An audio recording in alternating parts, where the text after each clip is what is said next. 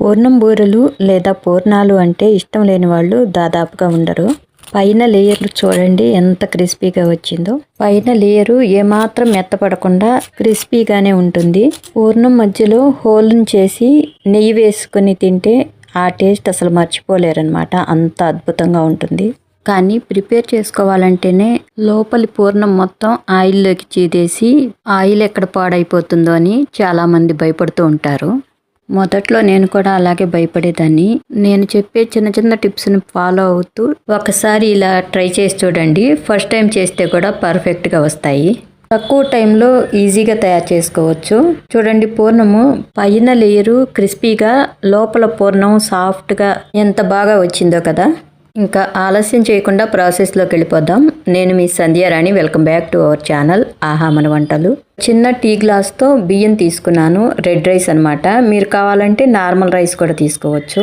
అదే గ్లాస్తో ఒక గ్లాసు మినపగుండ్లు అనమాట. సన్నగా తురిమి పెట్టుకున్న బెల్లం ఒక గ్లాసు, మళ్ళీ అదే గ్లాస్తో ఒక గ్లాసు పచ్చిశనగపప్పు. ఫ్లేవర్ కోసం యాలకులు, నెయ్యి, డీప్ ఫ్రై కోసం ఆయిల్ ఉంటే చాలు. పప్పుని ఉదయం నానపెట్టుకునేటట్లయితే నీటిని కాచి రెడీగా పెట్టుకొని పప్పులను బాగా కడిగి నీళ్లు వంపేసి ఈ వేడి నీటితో నానపెట్టుకోవాలి. వేడి నీటిని పోయటం వలన 2-3 అవర్స్లోనే పప్పు బియ్యం చక్కగా నానిపోతాయి. 2-3 సార్లు శుభ్రంగా కడిగిన పచ్చిశనగపప్పులో చిటికెడు పసుపును కూడా వేసి వేడి నీటిని పోసి మూత పెట్టి నాననివ్వాలి. 3 అవర్స్ వేడి నీటిలో నానపెట్టిన మినపప్పు బియ్యాన్ని మిక్సీ జార్లోకి వేసుకొని ఫస్ట్ కొంచెం పొడిగానే గ్రైండ్ చేసుకోవాలి. ఇప్పుడు ఇందులోకి ఒక 2 స్పూన్స్ బెల్లం వేసినట్లయితే పైన లేయరు తినేటప్పుడు చప్పగా లేకుండా పూర్ణం చూడటానికి కూడా కలర్ఫుల్గా ఉంటుంది. చిటికెడు సాల్ట్ని వేసి ఆ తర్వాత కొద్దిగా వాటర్ని యాడ్ చేసి వీలైనంత నున్నగా గట్టిగా గ్రైండ్ చేసుకోవాలి. ఇలా నున్నగా గట్టిగా గ్రైండ్ చేసుకున్న మినపప్పు బియ్యం బ్యాటర్ని ఒక గిన్నెలోకి వేసి మూత పెట్టి పక్కన పెట్టుకోవాలి. గిన్నెలోకి వేస్తున్నప్పుడు బ్యాటరు ఇలా ఫోల్డ్స్ లాగా మడతలుగా మందంగా రావాలన్నమాట. సన్నగా పల్చగా పడకూడదు. బ్యాటర్ని స్పూన్ పైన తీసుకుని పైన ఏలు పెట్టి లాగినట్లయితే బ్యాటర్ స్పూన్కి అంటుకుని మందంగా తెలుస్తుంది. ఈ బ్యాటర్ని మూత పెట్టి 1/2 అవర్ పక్కన పెట్టుకోవాలి. ఈలోపు పప్పును ఉడికించుకొని కుక్కర్లో ఉడికించినట్లయితే ఒక్కొక్కసారి బాగా వాటర్ని పీల్చేసి పప్పు మెత్తగా ఉడికి బెల్లం వేసినప్పుడు పలుచగా నీరుగా వచ్చి పూర్ణం గట్టిగా ముద్దలాగా వచ్చేదానికి టైం పడుతుంది. ఒక పెద్ద గిన్నెలో 1 గ్లాసు పప్పుకి 2 గ్లాసెస్ వాటర్ని పోసుకొని ఒక 2 మినిట్స్ మూత పెట్టి ఆ తర్వాత మూత లేకుండా ఉడికించినట్లయితే పొంగిపోకుండా ఉంటుంది. మనం పప్పుని 2 వేళ్ల మధ్యలోకి తీసుకొని ప్రెస్ చేసినట్లయితే మెత్తగా వచ్చినట్లయితే పప్పు ఉడికినట్లే.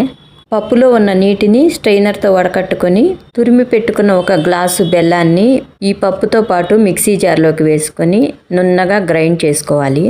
బెల్లంతో పాటు 1 స్పూన్ యాలకుల పొడి, ఒక 2 స్పూన్స్ నెయ్యిని కూడా వేసుకొని వీలైనంత నున్నగా గ్రైండ్ చేసుకోవాలి.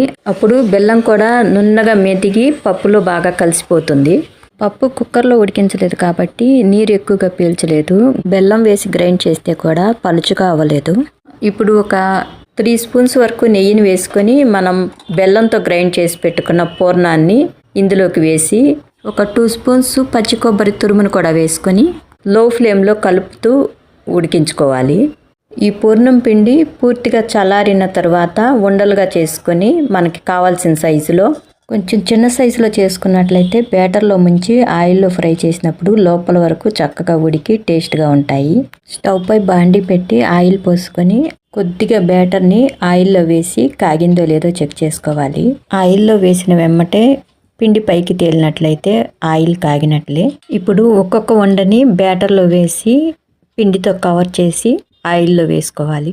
పూర్ణం ఉండలు చూడండి, బ్యాటర్లో మునిగిపోకుండా అలాగే ఉన్నాయి. అంత గట్టిగా ఉండాలన్నమాట పిండి. ఇప్పుడు ఒక్కొక్క పూర్ణం ఉండని బ్యాటర్తో నీట్గా కవర్ చేసి ఆయిల్లో వేయాలి.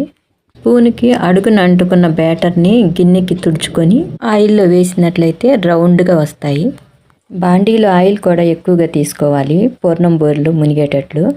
బాండీ చిన్నదిగా ఉన్నట్లయితే ఒక్కొక్కటే వేసుకోవటం బెటరు.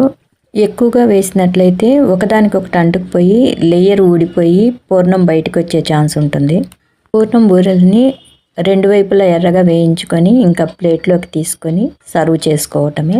కలర్ఫుల్గా ఎంత బాగా వచ్చాయో చూడండి క్రిస్పీగా. పండగలప్పుడు టెన్షన్ పడకుండా పూర్ణాలని ఈజీగా ఇలా తయారు చేసుకోండి. లోపలి పూర్ణం బయటికి రాకుండా ఎంత బాగా వచ్చాయో చూడండి. మరొక మంచి హెల్దీ రెసిపీతో మళ్ళీ కలుద్దాం. Thank you for watching.